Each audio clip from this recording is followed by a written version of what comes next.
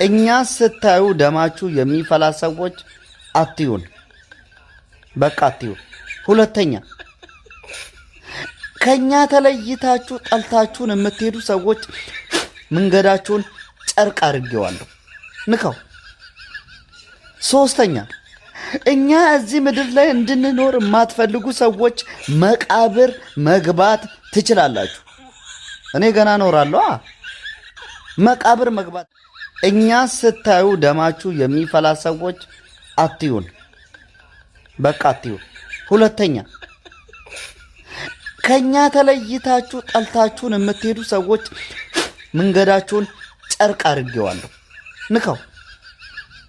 ሶስተኛ እኛ እዚህ ምድር ላይ እንድንኖር የማትፈልጉ ሰዎች መቃብር መግባት ትችላላችሁ።